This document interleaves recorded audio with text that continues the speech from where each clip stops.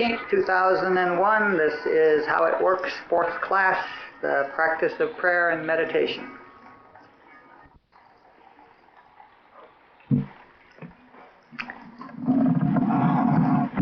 Hello. Hello.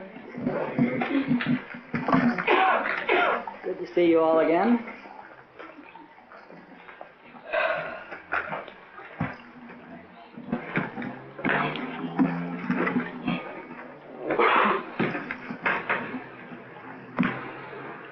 Tonight's subject is prayer and meditation. I think I may have it on the website titled The Nature of Prayer and Meditation, but we're going to change that to the practice of prayer and meditation. Joel calls his book The Art of Meditation, but Cliff's wife Diane heard somebody share once, and I got a real good message. That person she heard share talked about meditation as blue-collar work. You clock in the morning, you clock out, and you do it every day, you know. The meditation is a practice, so we'll talk about that. A couple of things, just notes of business, not business, but information. The previous three classes are all in audio files and they're on the website. And if I have your correct email address, then you all know where to find them.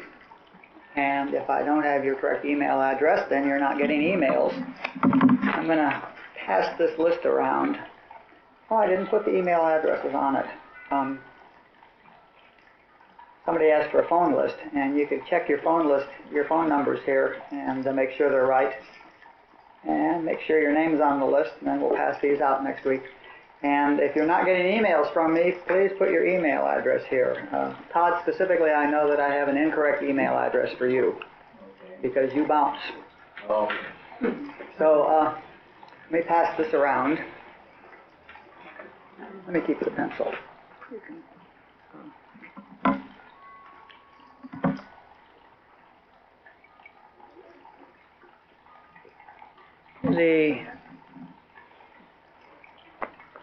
I'm going to just make a very few comments about prayer, and then we'll spend most of our time talking about meditation.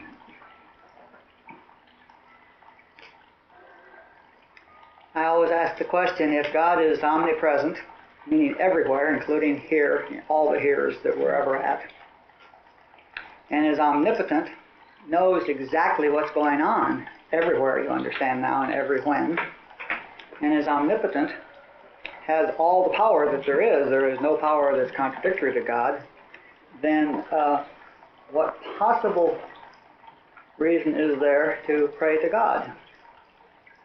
I mean, we clearly don't need to inform God of anything, since God is the omnipotent one. It's clearly true that whatever God wants to happen is happening.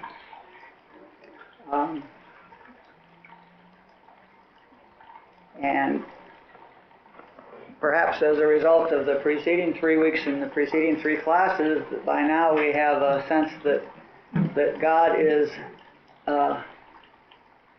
not withholding.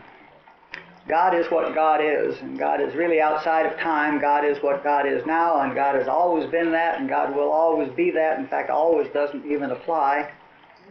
All there is God, and God is not going to change. God is eternally being God, and God does not withhold or grant things, because that's in time, that's our stuff, not His. The difference in the apparent grace of God in our lives is not as a result of our supplicating God to give us more grace. It is as a result of our becoming more aware of the presence of God.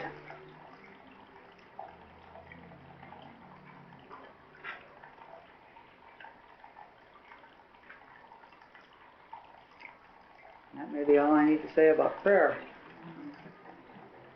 Now, there are a couple more things. There's other forms of prayer. I'm really talking about the supplication type of prayer, and there's no reason to supplicate God or ask God for things because God's not going to behave differently. Lee, Yes. what does supplicate mean? Ask for. God is not going to change. One possible use of prayer is to lift yourself up in your own consciousness to where you have more realization of the presence of God. And that practice sort of crosses the line into meditation, and we'll talk about that in meditation. Certainly we do want to develop whatever techniques we have to do to lift ourselves up to where we can realize the presence of God more. And if you call that prayer, that's fine with me. I don't care what you call it. Joel uses the word prayer to talk about the time when he's in communion with God. He uses the word meditation for the practice and prayer for the actual communion, which is the result of meditation. But that's confusing to me because I think meditation is the goal. And we also have the experience that if a bunch of people get together and pray for something, it often happens. But that's quite consistent within our understanding of the nature of mind, that what is in our consciousness manifests before us. And so if enough people get together and pray for something and believe that it's going to happen as a result of the prayer, then the prayer works. But not as a result of God's intervention, but as a result of the nature of mind. And that's a metaphysical experience rather than a mystical or God experience in actuality. Did you hear what I'm saying there? Yeah. It's the same thing as affirmations. It's sort of group affirmations, is praying for people. And it really works. Prayer circles work, and getting a bunch of people together and praying for somebody will work. Getting a bunch of people together and having them meditate and know the reality of that person will work at least as well as the prayer. There are 100 ways of doing that, but don't just, I'm not naysaying prayer, but be aware of what kind of prayer we're doing and in what sense that prayer is working. There's a guy I know that goes to the morning meeting, and I like his attitude towards prayer. He says, I get up in the morning and I pray to God. I say, whatever. Then I go through the day, and in the evening before I go to sleep, I pray to God, and I say either thanks or oh well. And that's not an unreasonable prayer practice. And I think that's as much as I'm going to say about prayer. My sponsor and I have lots of chuckles about this because I tell her I don't pray. I meditate and I don't pray. I hold hands and recite the prayers at the morning meeting and stuff like that, but I don't pray. Occasionally I feel a bubbling of joy out of me and I say thanks, but I think probably the only prayer I've prayed since I was 14 is thanks. But I do meditate a lot. And my sponsor doesn't meditate. But she does pray a lot.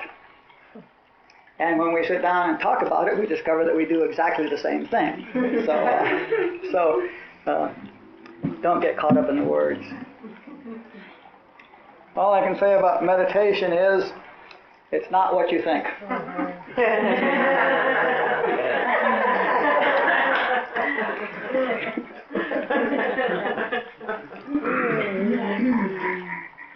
Now we use the word meditation in two ways. People call the practice of meditation meditating. We sit down in the process of our blue-collar discipline. We call that practice meditating. And we also call the experience, or when you're in meditation is also the word that's used for the state that can be arrived at as a result of the practice of meditation. And frankly, I like the word for both of those purposes, so I use it for both, but you'll know what I'm talking about just by context. And there are many, many, many different forms of meditation.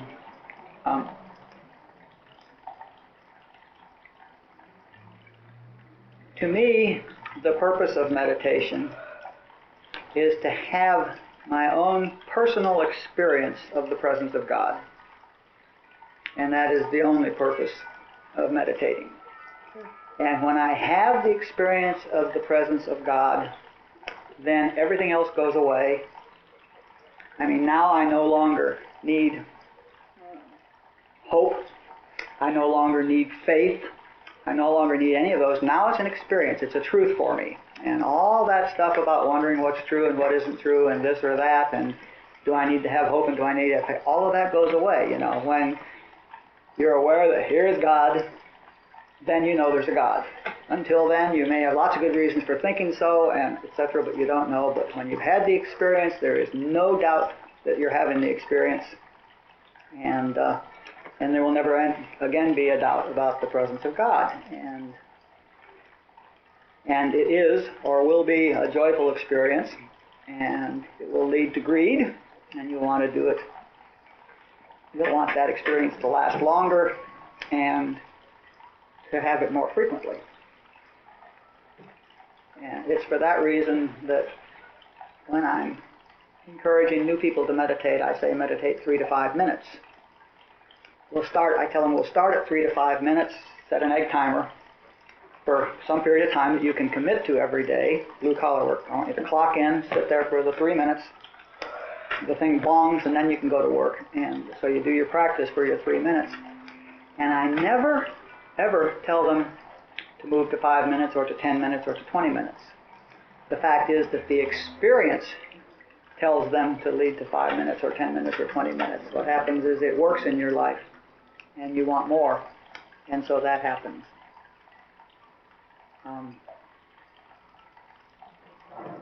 Eventually,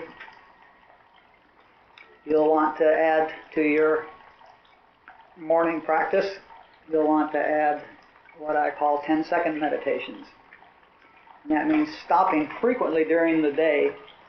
After you've developed some skill at getting into meditation, you'll want to stop frequently during the day and meditate for 10 seconds, just long enough to feel the presence, and then go on with what you're doing.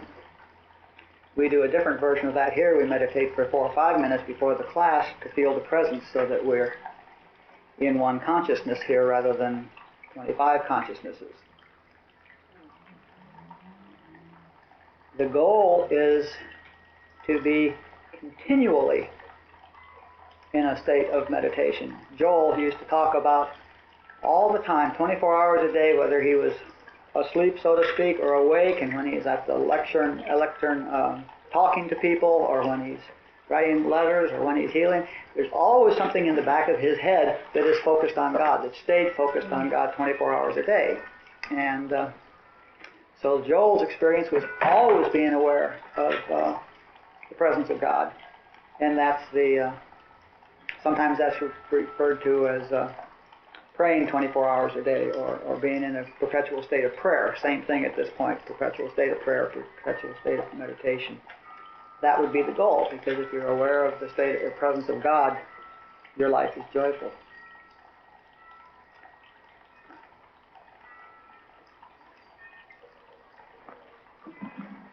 Joel recommends one kind of meditation that he calls contemplative meditation. And that's one that I sort of refer people to in these classes when I talk about in your morning practice reading something spiritual to get yourself lifted up and then meditate for a few minutes. The idea of contemplative meditation, as Joel presents it, and it's as good a way as any, is to read something spiritual. Read a sentence or two that you know to be a spiritual truth. And then sit down comfortably and close your eyes and think about that statement. Toss it over in your mind. Talk about it a little bit to yourself. Meditate on it. Ponder it. Talk about it. Think about what it means. Contemplate it. And do this for a while until eventually your mind runs out of things to say about it and you drop into silence. And then you have this silence. And that's a perfectly reasonable practice. I want to say that if that leads to silence, all forms of meditation lead into the silence. And the silence I'm talking about is not the silence, a lack of noise. You know, when you're in a full state of meditation, you can still hear the fountain behind me and the chimes and all that. So silence is not a lack of noise. Silence is a lack of Li. When I'm in the silence, I'm no longer in Li. There's no Li there. And there's no longer Li's mind chattering. And it's a silence that I can't describe to you. I can just say that you will know when you're in it. It's a silence that the bottom tends to drop out of things. It's very different, and you will know it. I remember my first experience of that. I was in India with Rajneesh, and Rajneesh, every morning we go to lecture.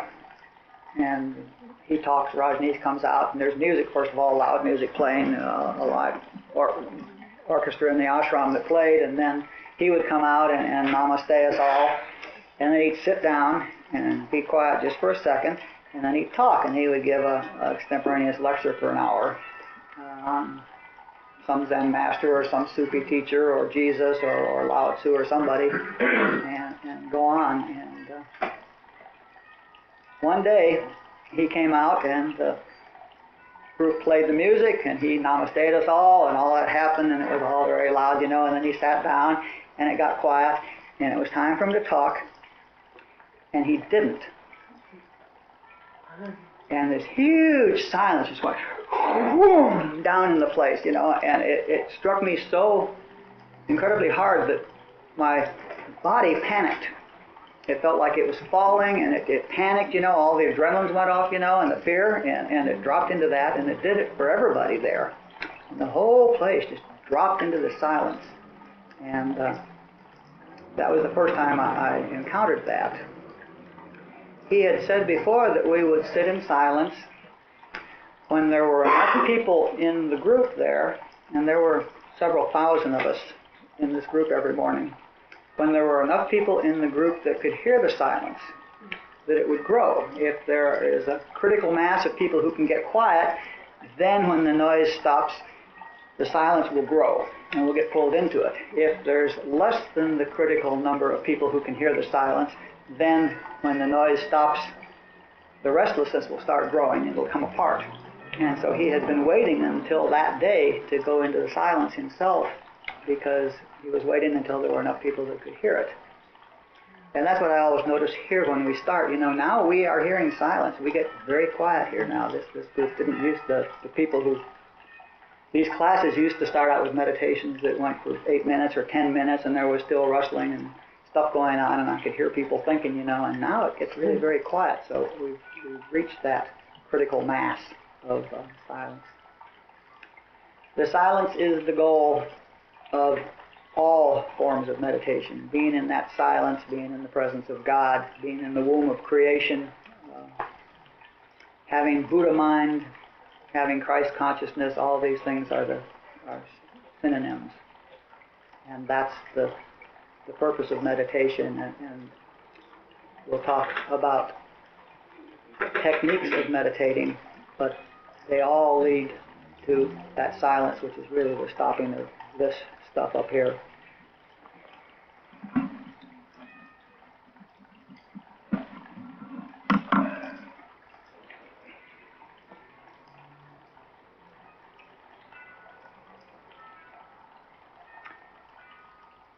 One of the basic methods of meditation is called Vipassana. And to do Vipassana meditation, what you do is you sit down and you get comfortable and you close your eyes, and let's do this. You can do it with me. I'll talk about it, and we can also do that as we go along. Get comfortable and close your eyes and sit quietly and start watching your breath. The inhale and the exhale. Don't hurry it. Don't exaggerate it. You can watch it in your nose, at the end of your nose, coming in and out. You can watch it at the point of your sternum that rises and falls the most. You can feel your ribs expand and contract.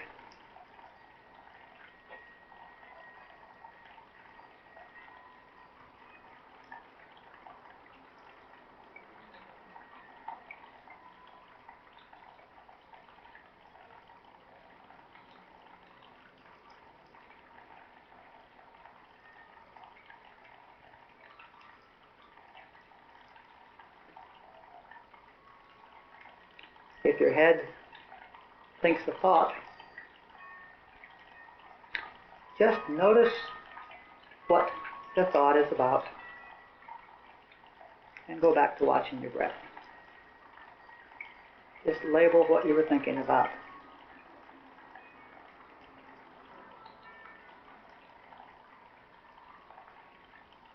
My girlfriend or my job,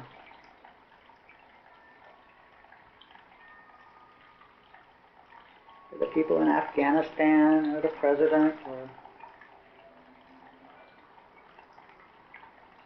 just notice it and go back to watching your breath. Don't judge the thought as good or bad or holy or unholy. Just notice what it is.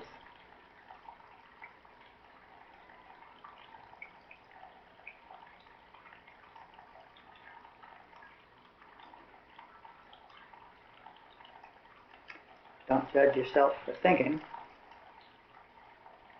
Just notice that you thought and go back to watching your breath.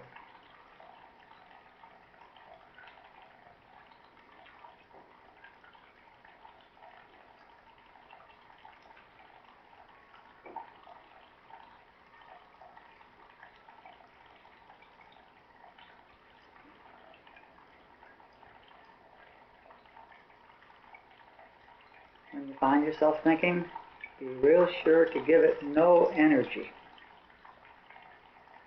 Don't get excited by the fact that you're thinking. Don't get upset by the fact that you're thinking. Don't think you shouldn't be thinking. Just notice that you're thinking and notice what you're thinking about. And watch your breath.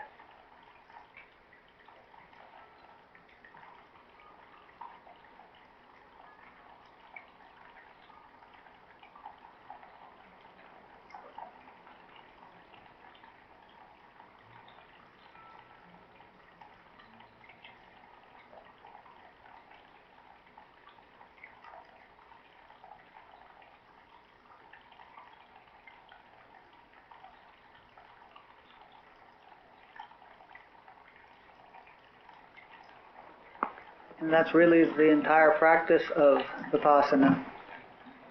You can, if you want to, instead of noticing what you're thinking about, just say thinking, but be sure you give it no energy.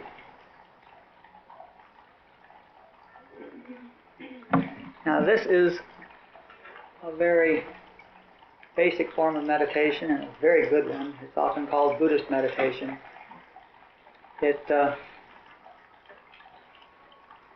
will really accomplish two things. First of all, it will begin to give you separation from your mind, and it's very important for you to learn that you are not your mind. And this practice will result in your knowing that here I am sitting, and there's my mind going off and thinking about things, or there's the mind going off and thinking about things, or there are thoughts going through my head thinking about things.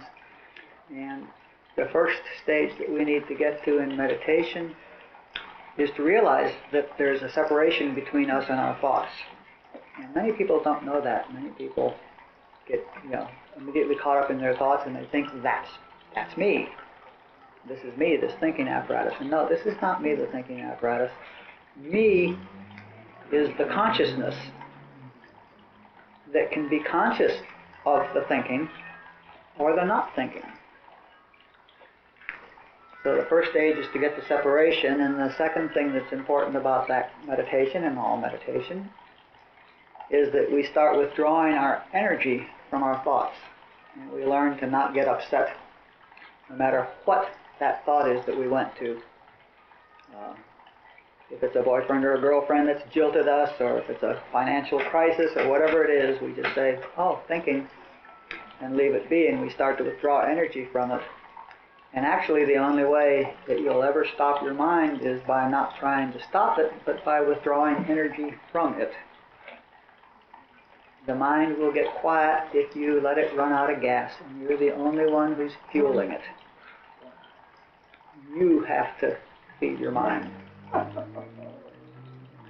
So the way we stop our mind, Rajneesh used to say, how shall I stop my mind? With my mind? And he would just laugh and dare us to suggest another tool. And what tool do you have to use to stop your mind with?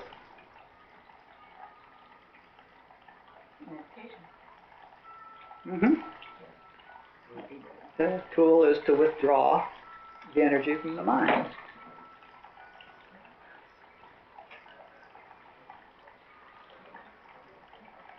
So that's one very important kind of meditation.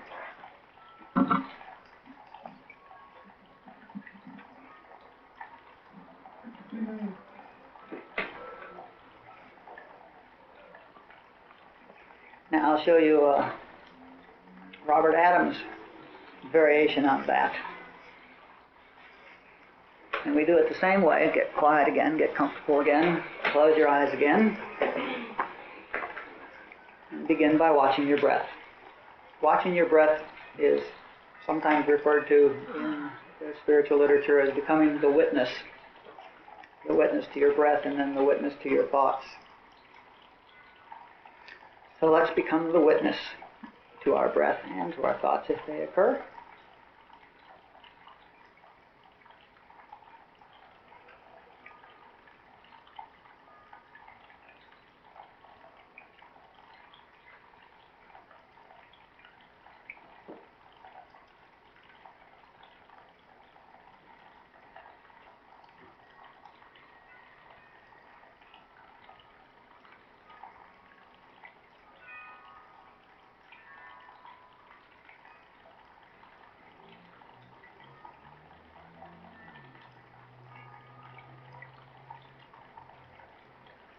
And after you've been witnessing your breathing for a while, and you feel peaceful, ask yourself, who is it who is witnessing my breathing and my thoughts?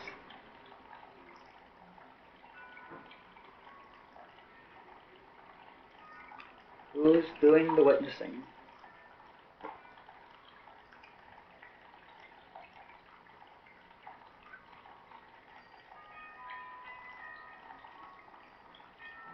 And probably something inside of you, between your ears most likely, will say, I am witnessing my breathing and my thoughts.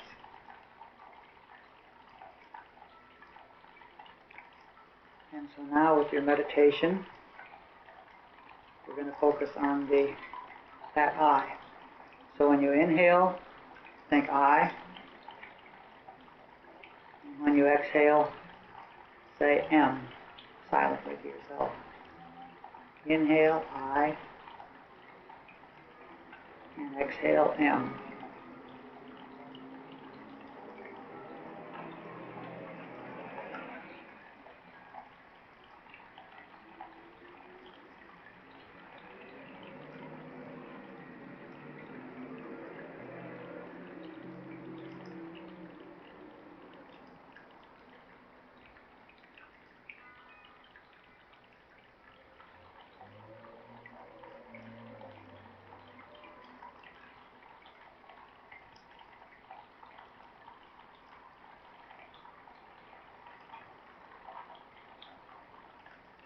Or you can just say I on the inhale and I on the exhale.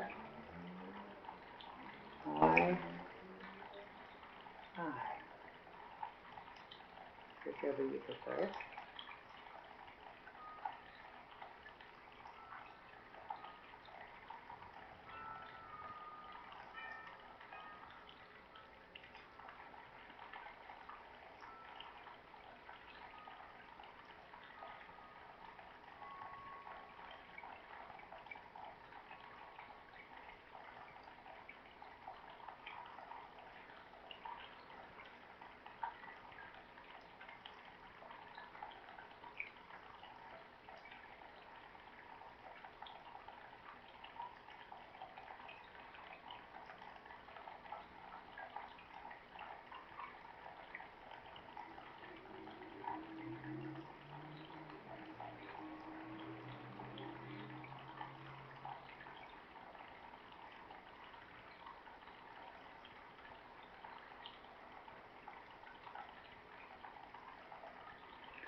And notice when you say I,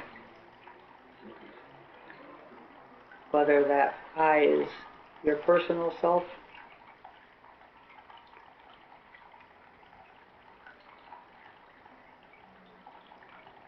is it this I sitting here in the chair?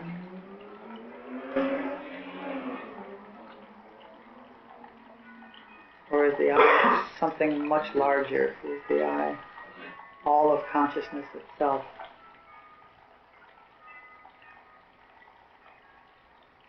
Can you distinguish between your consciousness and the consciousness? I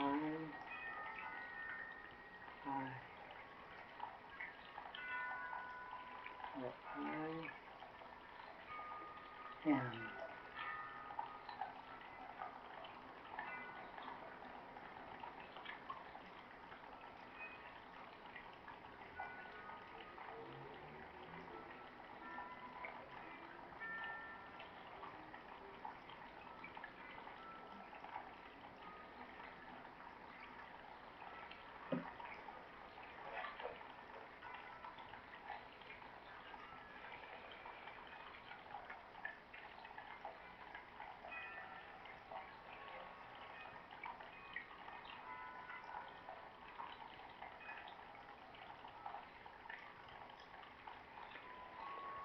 Not much different from Vipassana, but deeper somehow. And I am is what I call myself, but I am is also God's first name. God is the consciousness, the self-aware consciousness, and God is the I am. We read in the Bible that Moses' revelation was, I am that I am. And that was his revelation. He was perhaps sitting there doing the I meditation, and the focus was on his small personal I am, and all of a sudden he dropped into the silence and was all of consciousness and said, oh, I am that I am. And that's what that revelation was. People always say, read that as, I am that I am, and I have no idea what that means. It's I am that I am, is what he discovered, and what Jesus also echoed.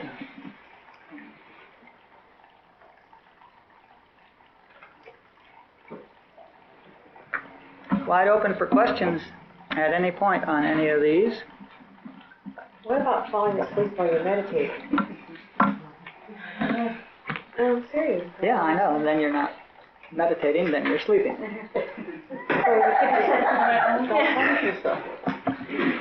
The first suggestion is get your spine vertical rather than horizontal. And the second suggestion is don't rest your head against anything, so that when you fall asleep and it falls over, it wakes you up. This is not some esoteric secret keeping your head up. Don't lean your head back against the wall or something. And as if you're saying I like a mantra or a lullaby, it'll put you to sleep. But if you're sitting there consciously looking at that I, or that I am, to see what that is it the small me or is it the big I, then you're very alert. Meditation is a state of, for me, meditation is a state of great alertness, not a state of snoozing. That brings to question mantras, and mantras are really very nice things to, do we all know what a mantra is? Reciting the same thing over and over again. The third step prayer is a really good mantra, for example. Mantras are really useful for quieting you down, removing stress, doing things like that. But Rajneesh used to always think that, used to always tell us, that mantras are really just like lullabies. And like your mother's lullaby, I mean, they're soothers and such like, but that's not where we're going. We need to get calm and stress-free first, but that's not where we're going. Where we're going is to the very alert, omniscient awareness of the presence of God. That very focused alertness. But don't you get really mellow? Like, I feel high right now. I'm really mellow. Do you feel high or mellow? Well, like, just really mellow. In the zone. Mm-hmm. Well, And then you go from there to the alertness? I mean, I certainly get very high, but high for me is alert.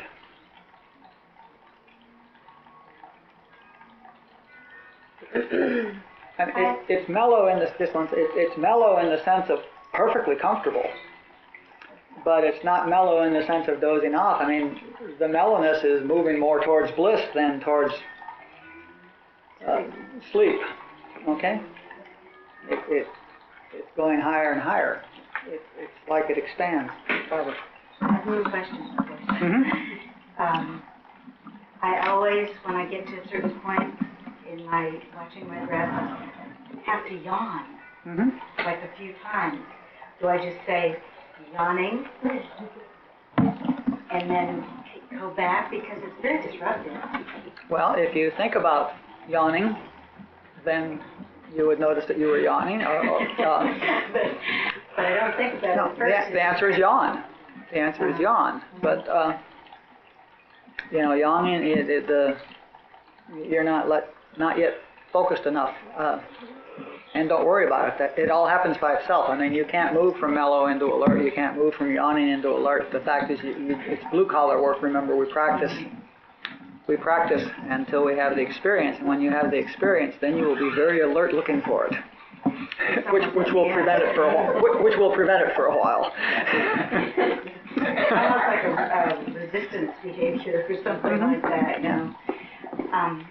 And then the other question I had was, when you were talking about Robert's version of watching your breath and then the I am, when you start having other thoughts on a different track, do you at that time label those, or are you just doing the I am or the I? I would come back just to the I am. And not do any of the other stuff that you did with the other? No, the idea is not to get complicated. By the way, I just had a thought. If you're doing the version where you're noticing what you're thinking about and labeling it, and you find yourself going back to the same place over and over and over again, why, then you might get a pad of paper and write that one down on it, and subsequently take it to your sponsor and do a fourth step on it. Some stuff just comes up over and over and it should be put down. The reason the 11th step is 11th is because we have to do the first 9 steps more or less completely before we can get quiet enough to achieve the state of meditation that I'm talking about. We can practice it from the gate, but before you will get into the silence, you have to put all that other stuff to rest. And we also have the 10th step to keep it to rest. So, this all takes time and years and practice, but each day worth of practice makes some difference in you.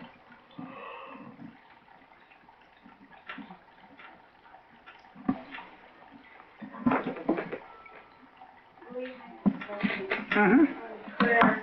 When I was new in the program, my sponsor would always say, I was in fear, ask God to remove your fear, and ask God to remove your anger, as it is in the book. And now I'm like to the point where it feels awkward to tell a newcomer that. What are your thoughts on that? I have never told a newcomer in 25 years to ask God for anything. Of course, they're all drunk. No.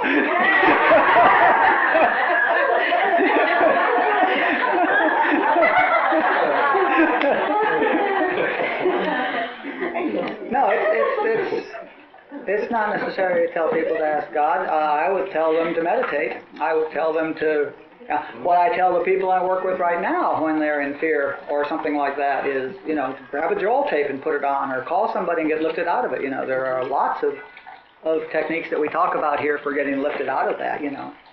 I've been telling people for the last week, if you feel fear coming on over this thing, call me. Don't stay in fear. Don't stay in anger. Don't stay in that stuff. You don't need to be there. That's just human consciousness. That's human mind, and we don't need to be there. But we don't ask God to remove it, because God is not providing it. It's human consciousness that's providing it. And being aware of the presence of God will eliminate it. But the problem is not the lack of presence of God, which is what we could ask God for. God, be here. God's here. All there is here is God. So we don't need to pray to God to be here. The problem with our awareness of the presence of God is not that God isn't here, it's that we're not aware. Okay? So we're working on increasing our awareness of the presence of God. So are you saying when like Ann gets a sponsee who might talk about fear, you would say to them, well, you might, this is kind of, I'm just processing this, that fear is not a part of God. It never came from God, so you can't ask God to remove it.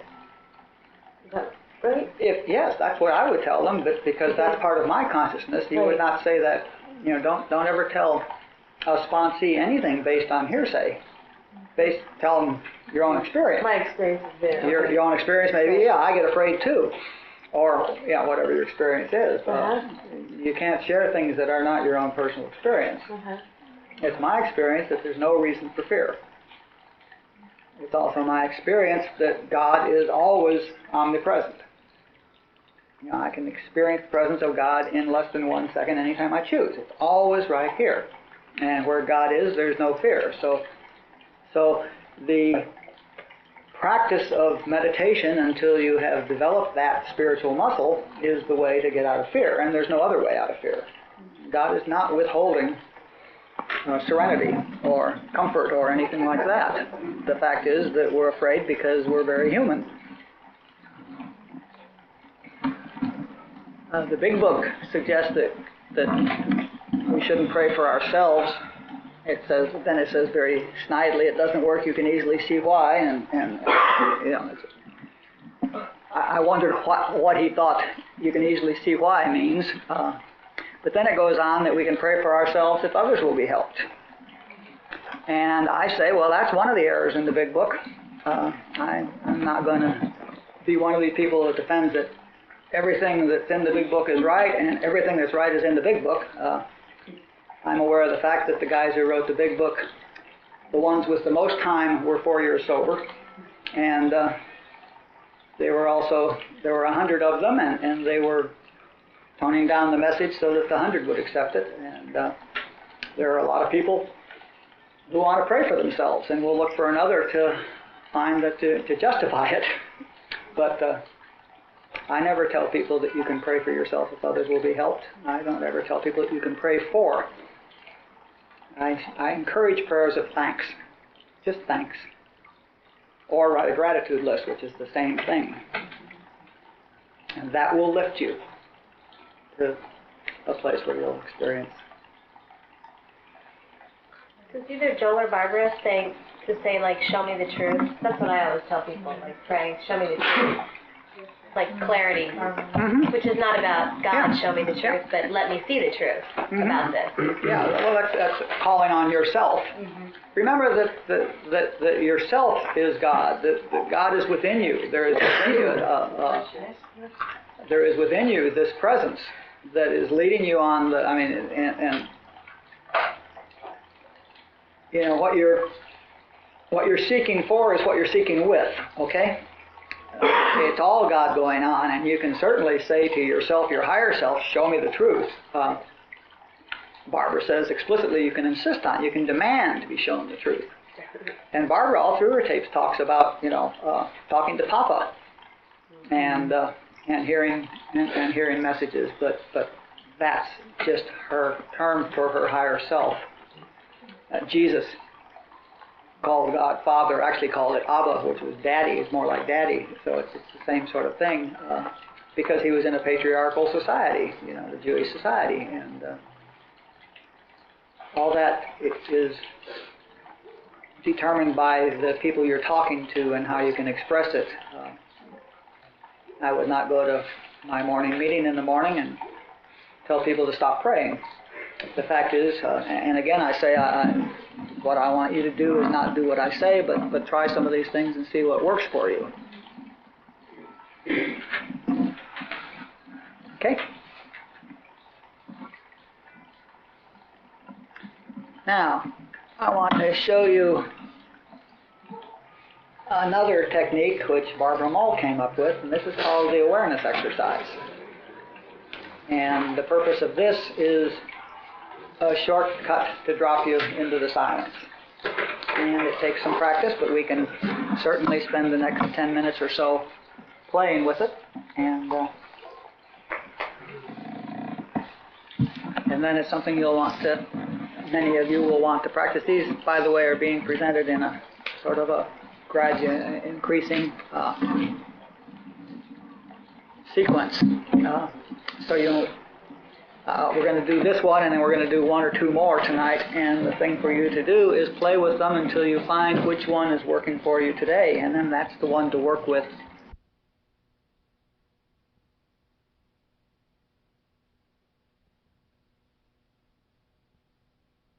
Because everybody's different, but the thing to do is to trust yourself and find the one that works for you today, because what you want to do is get silent now, in this moment.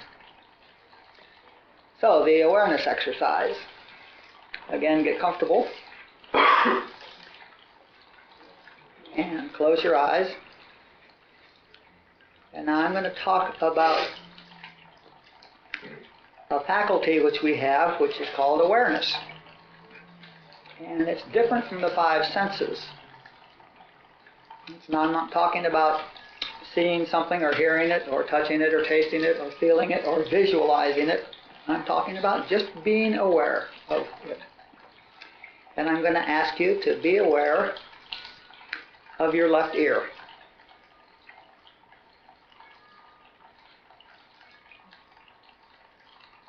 Just be aware of your left ear without touching it. Don't try to visualize it.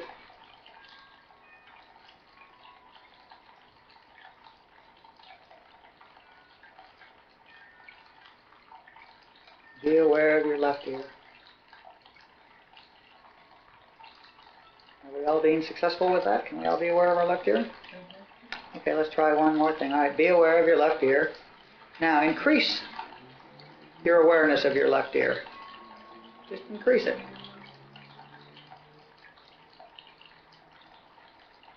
Okay, are we more aware of our left ear now? Okay, and now be aware of your right knee.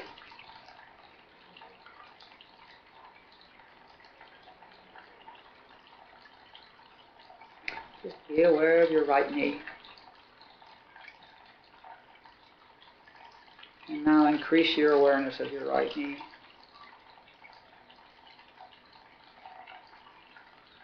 Can you feel it increasing?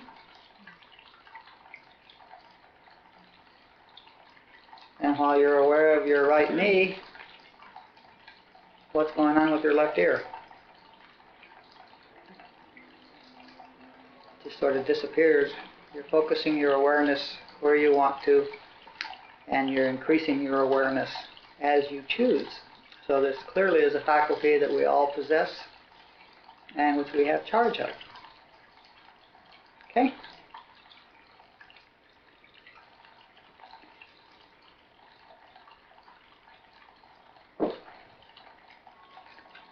So that's being aware of the physical body. Now,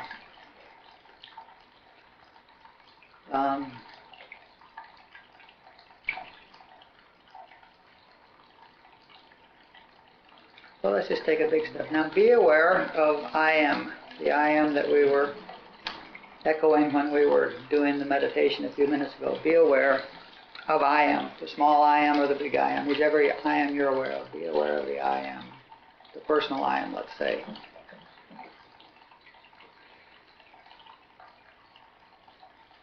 And I don't know what that feels like to you, whether it feels like it's in your chest or in your head or a half a step behind you or all around you, but be aware of I am.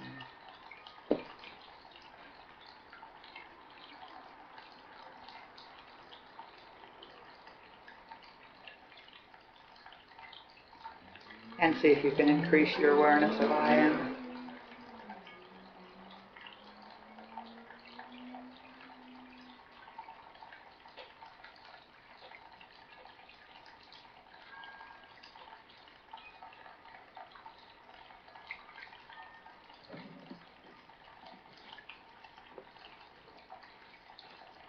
Okay, how are we doing? Everybody with it so far? Okay. Now let's be aware of I am. And now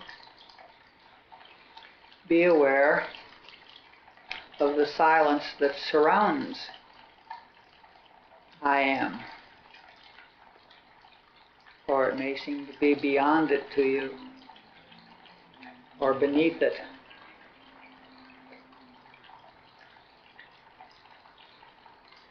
But be aware of that silence that I am is within.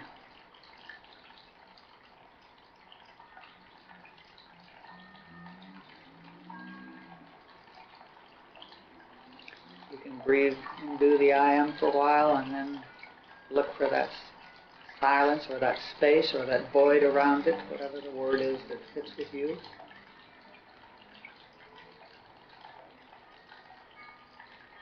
But find that within which the I am appears to be.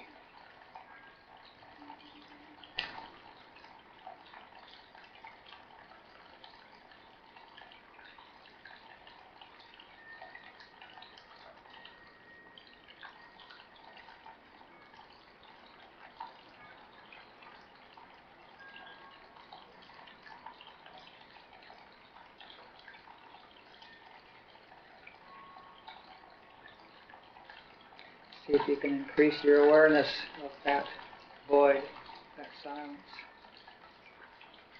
that surrounds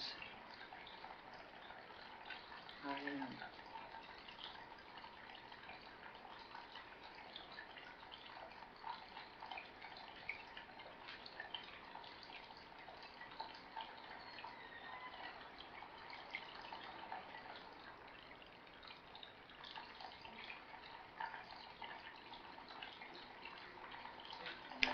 If your mind goes off somewhere and you notice it, bring it back to I am, and then become aware of the silence again.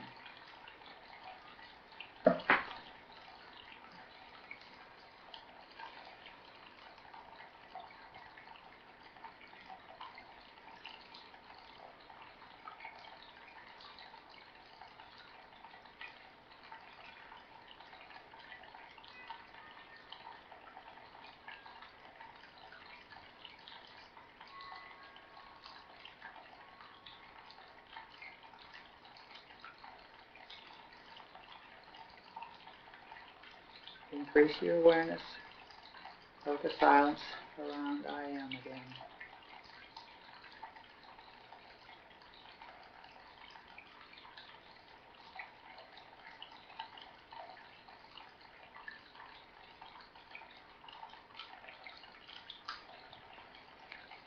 Okay, how do you do with that?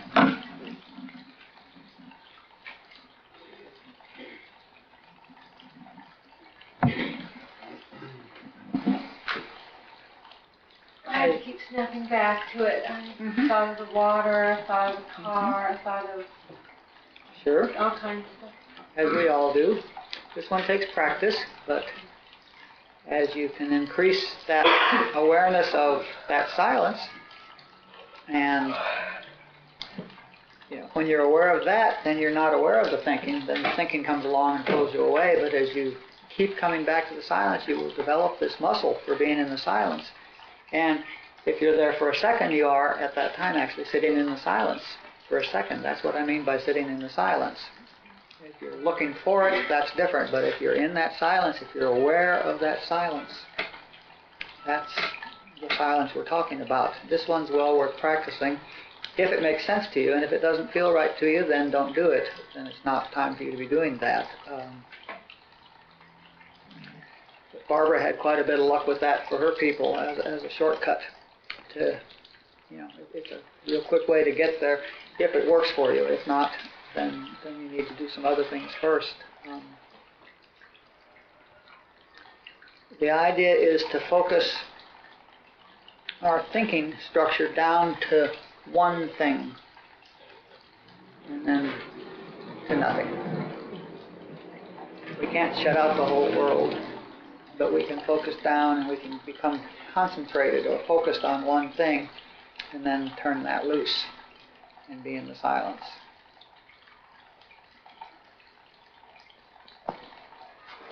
Let's take a 5-minute break or so, and then we'll come back and do a couple more.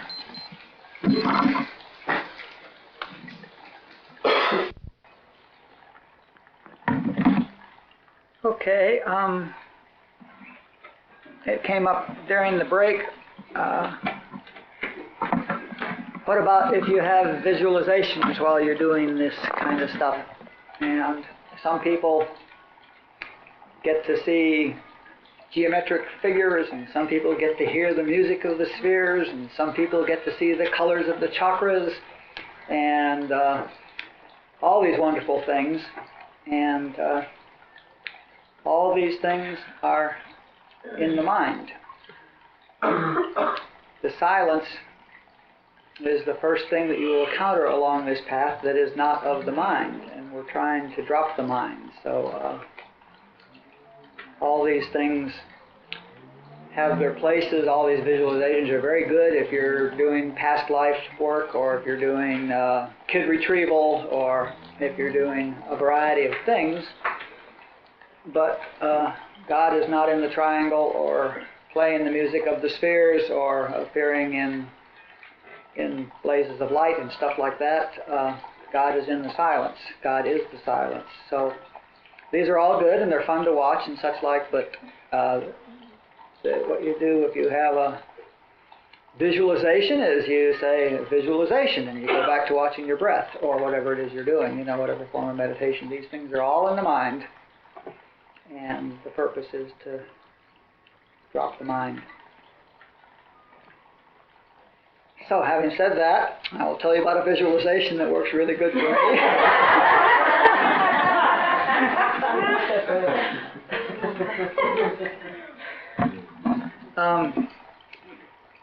Robert told me this one.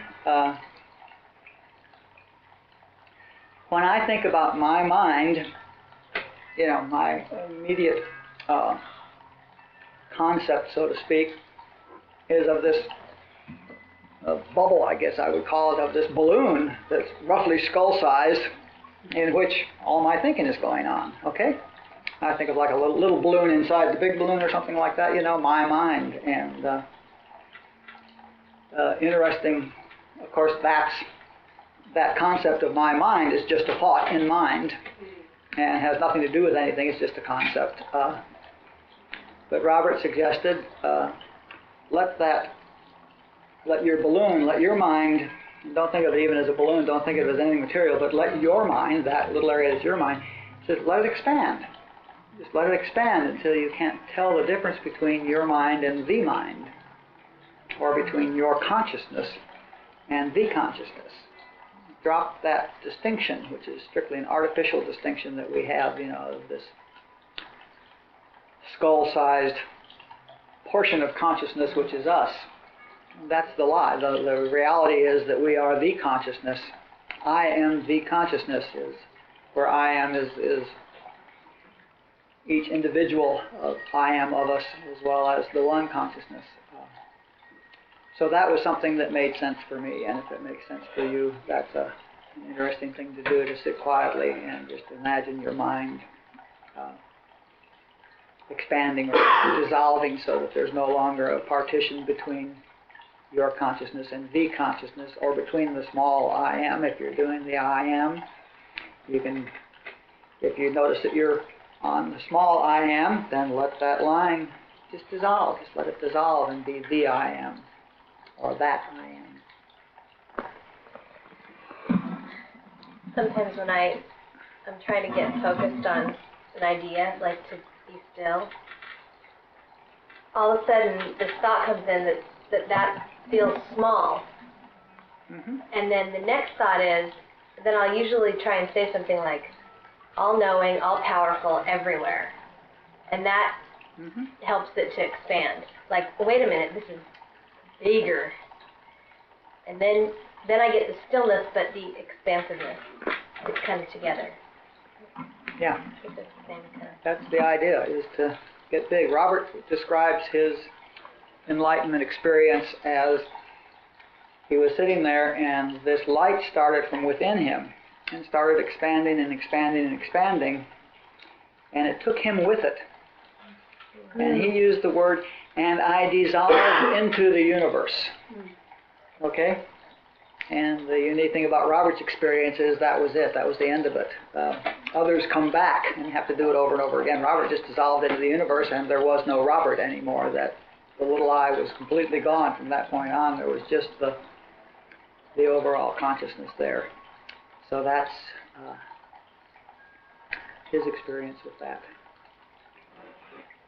or its experience with that, since there was no id left anymore. And I know that's the same that Byron Katie had. I can see it in their eyes. You can see the people that are truly scrambled. There's this insane light in their eyes, which is just wonderful.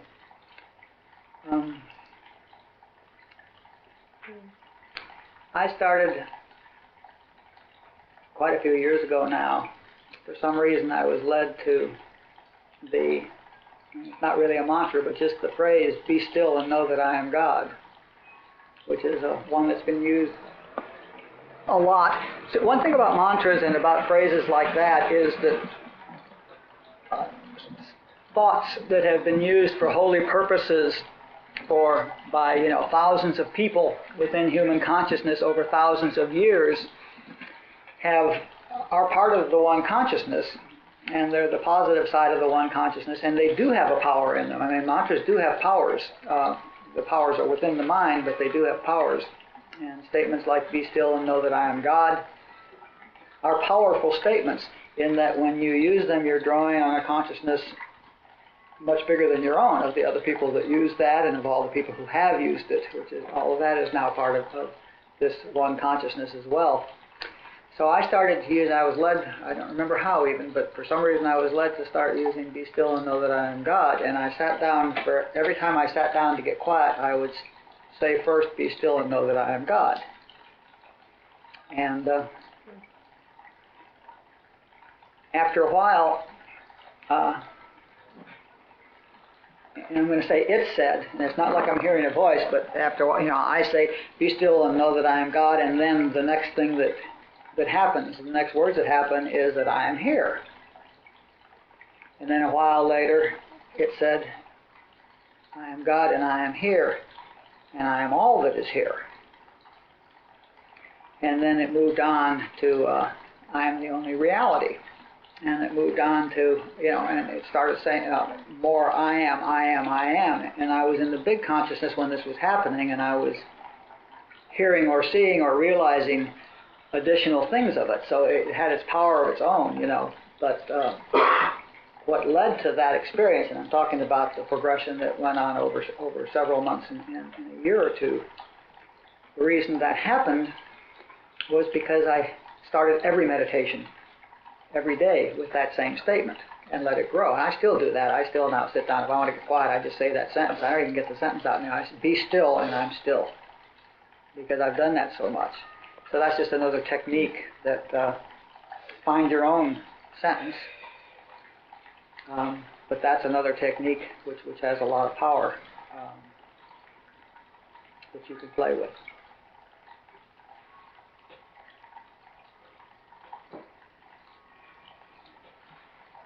Now there's one more technique.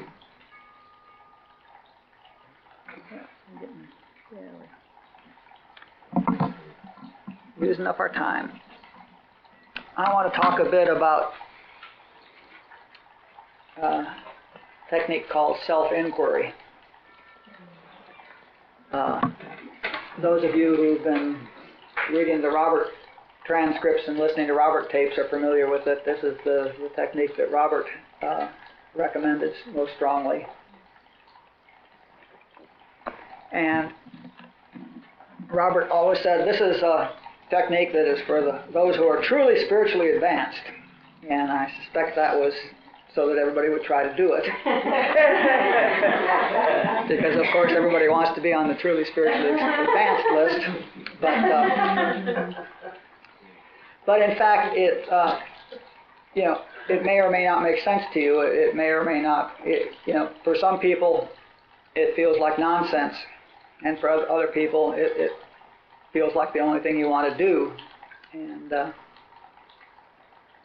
that's just a statement. It doesn't comment on, it doesn't say anything about you or the technique. It just means whether or not that technique is your technique today.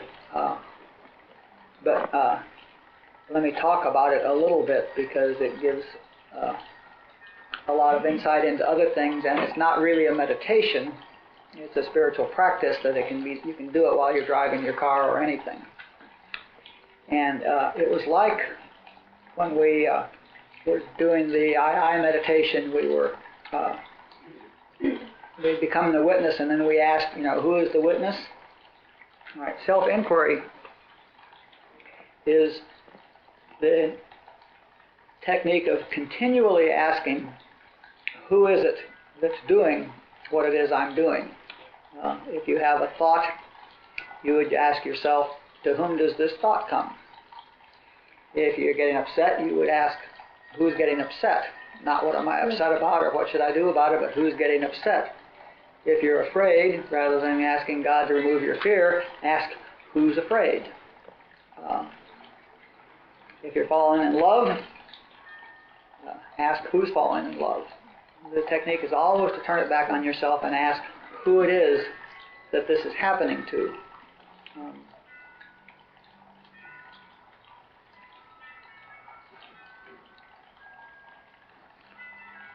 So if you were to be practicing, if you wanted to sit down and practice this specifically, then what you would do is perhaps sit down, perhaps close your eyes, and begin the Vipassana or whatever you wanted to do. And when a thought happens, then you ask yourself, to whom does this thought come? And you just say, to whom does this thought come? And very often, as we noticed in the II meditation, the answer will come back, it comes to me.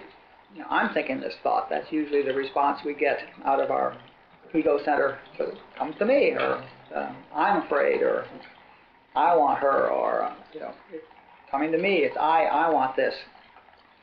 And then you ask the next question, well, who is this I?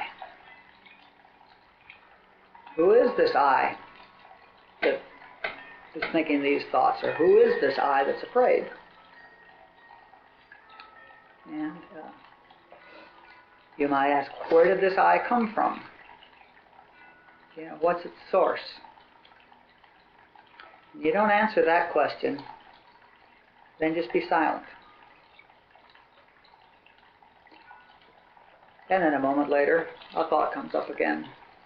And you say, to whom does this thought come? And Chatterbox says, it comes to me. And you say, well, who is this me? Where did this me come from?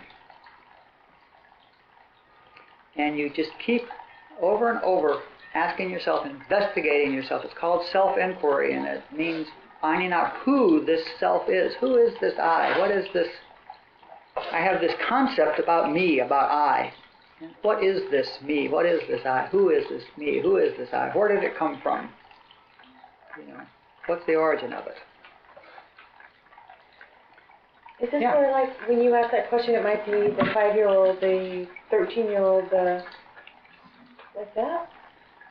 Well, no, you probably pretty much have to have done your kid work before this is going to be real successful. The question is, who is this? What you're really asking is, what is? it's perfectly reasonable to do it there, and it may be a kid that answers it. It may be when you That's say, what I mean, to whom does this thought come? The 5-year-olds may say, not to me, but the question is, well, who is this me? The question, what you're trying to find out is what is the nature of this ego center, of the whole thing? What is this I thought? I have this I thought going on here. In fact, it's the only thought in my head all day long. I want this, I need that, I'm hungry, I'm cold, I'm tired, I got to get to a meeting, I got to get out of here. This person, got to get married, I got to get a divorce. I need a job. Why do I have to go to work all day? I. It's endless I thought.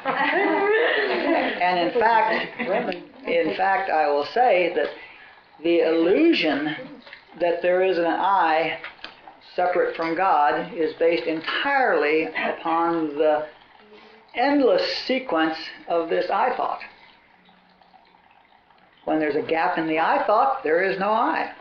And the question creates the gap, or disrupts the flow. The question disrupts the flow and leaves a pause. And what will happen if you practice this a while is you get the thought and you ask, to whom does the thought come? Comes to me. Well, who is this I? And there's a pause there while you're listening for the answer to who is this I. And there's a pause there before the next thought comes up. And the thoughts will come further and further apart. And if you're not thinking, if I am not thinking, there is not a Lee. There is not an I. The only time that there's this sense of I is when I'm saying I'm thinking I.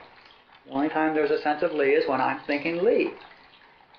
If I'm thinking about you, then there's all of this, but there's not I. So that's what self-inquiry is about. And the nice thing about self-inquiry is it's the very direct method. It goes right for the root of the tree, I mean, this is the axe is at the base of the trunk of this tree. It's not pulling off leaves like all the other techniques. If you get rid of the I, then all the issues of all the other things that all the other meditations have a thing they're focused on. All the other spiritual practices have techniques. Robert loves to talk about yogas, like we can do learn all sorts of yogas. And in all of these, what we're learning to do something. And in tantric meditation, we're learning to do something. And in any form of meditation, except the self-inquiry practice, I am doing something. I'm learning to do something. And usually often there's an aggrandizement of the ego as a result of learning the technique. So that, the more Zen koans I crack, the wiser I am, right? So, which is counterproductive perhaps, since we're trying to get rid of the I. So self-inquiry is the straight line, and you can do that about everything. You can, driving down the road, when somebody cuts you off, you ask, who was cut off? I was. Well, who is this I? This will directly address road rage. It will directly address fear of terrorists. You ask who's afraid, and suddenly you're looking at I instead of terrorists. It will directly address all these issues. It's probably the greatest psychotherapy in the world as well.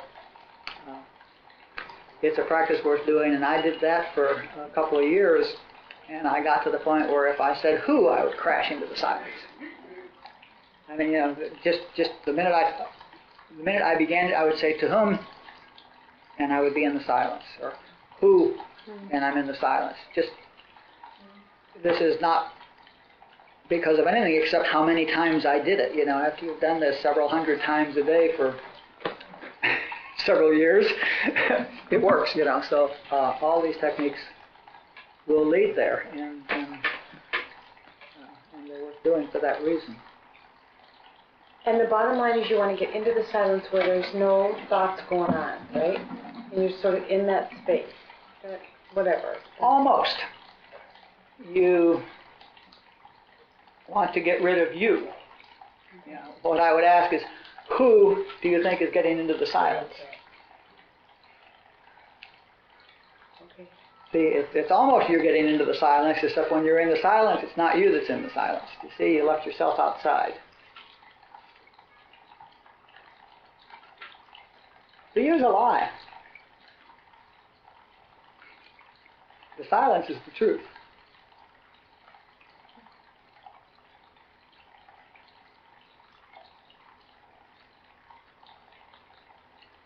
Always that's the issue, is the ego, is the I. I.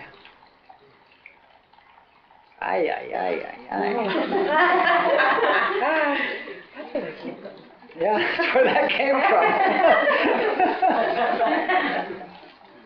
In mine and Katie's work, how do you know this is true? Another form of the self-inquiry. Katie's work is very focused. Katie essentially takes whatever issue is bothering somebody and has them take a look at that particular issue and recognize that it's not the issue that's the problem, it's the story that the person has about the issue that is the problem. And she will suggest that you think about what would this feel like if you didn't believe the story as compared to what it feels like if you do believe the story. And the fact that you don't know whether it's true or not indicates that it is a story. So she's just pointing out that it's a story. Now, I know for a fact that Katie's just as clear as a bell, but that's her work. She came here to do some work, and that's her work. And the things she is not telling you, well, first of all, there are obviously, 10,000 stories that each of us can have. Robert would say, no, there's only one story. Lee. What is, and I would apply Katie's technique to that, Well, do I know for sure there's a Lee? Well, yeah, I think so, but then, all the enlightened masters say there isn't, so I don't know for sure. Well, what's the payoff for believing there is a Lee? Joy and suffering, pain and happiness, all the ups and downs, the duality, the ins and outs. Well, what would it be like if you didn't have a Lee? Bliss. Oh, so the thing Katie's not telling you is that there's really only one story, and that story is you. Okay? Thinking you're separate and apart from God. Not thinking that you're separate and apart, thinking that there's you. Regardless, thinking anything, thinking that there's a you. You is the story. That's the story. But her technique at the early stage is a real good one. That's a stage for giving you separation from you and the effect out here, okay?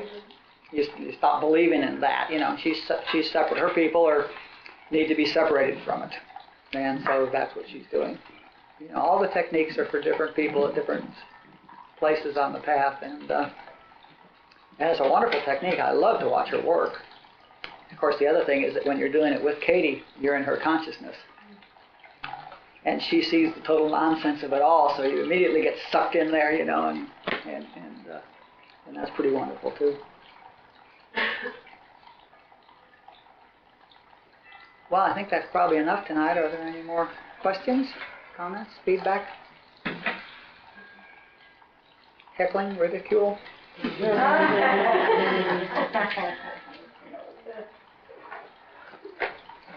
That must be quiet for one more minute. Practice the practice of your choice. Silence.